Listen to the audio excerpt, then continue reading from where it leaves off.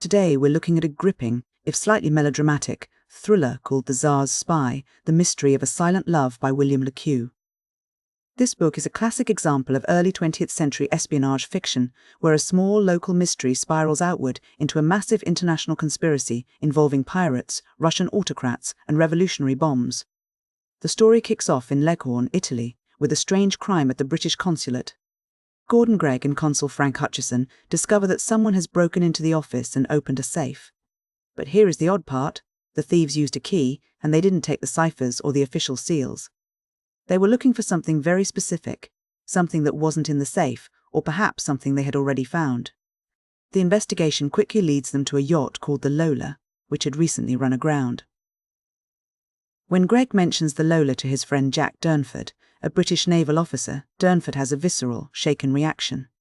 He clearly has a traumatic history with that ship and its crew, but he doesn't immediately explain why. Gregg eventually returns to London, where he crosses paths with Olinto Santini, a former servant from Leghorn who is now living in absolute squalor. Santini is desperate, revealing that his wife, Armida, is terminally ill. This introduces a thread of human misery that contrasts with the high-stakes diplomatic intrigue, but as we'll see, the two are deeply connected. Looking for a break from the city, Gregg heads to Scotland to visit his uncle at Rannoch Castle. This is where the story shifts from a detective mystery into something more gothic and tense. He meets the Leithcourt family, and the atmosphere is thick with unspoken secrets. When Gregg brings up the yacht Lola again, Muriel Leithcourt reacts with pure terror. It's clear that the ghosts of the Mediterranean have followed him to the Highlands. The plot thickens when a man named Philip Hornby appears at the estate.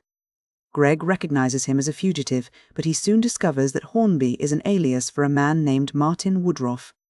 While searching, Gregg finds a photograph in Muriel's room of a girl named Elma Heath. This photo matches a torn portrait that was found on the Lola, linking the missing girl to the Leithcourts and the mysterious yacht. Then the story takes a dark turn into violence. Gregg discovers a woman's body in the woods near the castle. Shortly after, the Italian servant Santini is murdered in what looks like a vendetta. Gregg and Muriel investigate a shallow grave in a remote glen and find the body of Armida Santini. This confirms that they aren't dealing with simple thieves or social climbers, but with cold-blooded killers who are cleaning up loose ends. Gregg's search for the truth takes him back to London, where he finds a shocking twist: Olinto Santini is actually alive. He had been living under duress, a pawn in a much larger game. Following a trail of clues that leads far beyond Britain, Gregg travels to Finland. There, he discovers that Elma Heath is not dead. She is being held in secret by the governor, General Baron Oberg. Oberg is a ruthless man known as the Strangler of Finland, and he's using his absolute power to keep Elma suppressed. Gregg eventually makes his way to St. Petersburg, where he manages to meet Elma in secret. This is the emotional core of the book. Elma reveals that Martin Woodroffe, the man Gregg thought might be an ally or a simple fugitive, is actually a traitor working for Baron Oberg. But the most heartbreaking revelation is Elma's condition. She is a Russian subject who has been physically silenced. In a horrific act of cruelty, she was subjected to a corrupt medical procedure in Italy that rendered her deaf and mute. This was done specifically to ensure she could never testify about a dangerous secret. While in Russia, Elma is taken in by Princess Zurloff, who is secretly financing the Russian revolutionary movement, and a legendary figure known as Autocrats, or the Red Priest. The story expands here, blending Elma's personal tragedy with the volatile political landscape of pre-revolutionary Russia. The climax happens back in London, where all the pieces finally fall into place. Elma provides a written confession that lays bare the entire conspiracy. Baron Oberg had orchestrated the ruin of her family to seize her massive inheritance and eliminate political rivals. He had her mother exiled to Siberia and had Elma physically silenced so she could never speak the truth in court.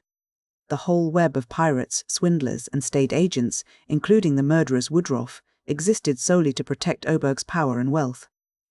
The ending provides a sense of poetic, if violent, justice. Baron Oberg isn't brought down by a courtroom or a treaty, but by a revolutionary bomb which assassinates him. Martin Woodroffe, seeing the walls close in, commits suicide to avoid the trial and the gallows. With the villains gone, Elma's mother is granted clemency and allowed to return.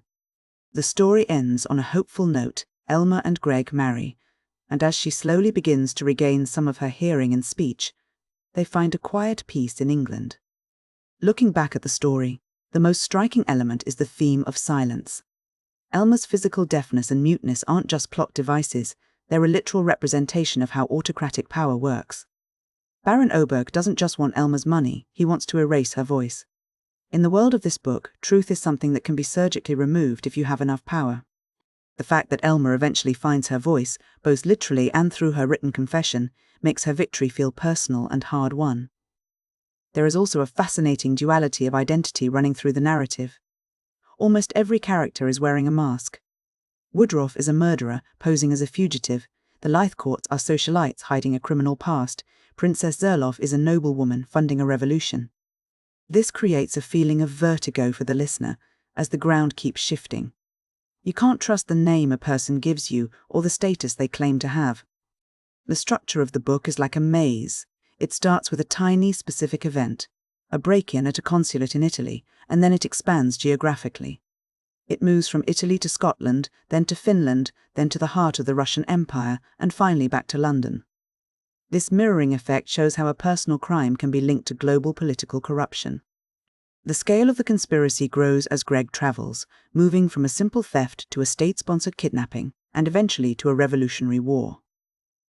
One of the most interesting things about the resolution is how Le Queux handles justice.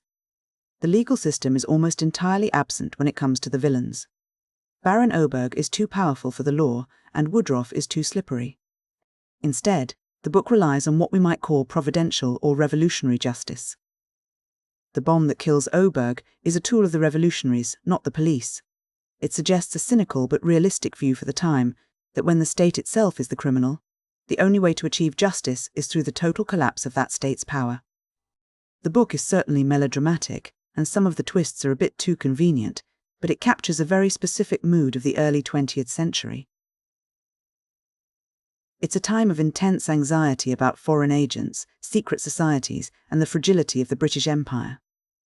By weaving a personal love story into a plot about the fall of a Russian tyrant, Le Queux makes the political stakes feel intimate.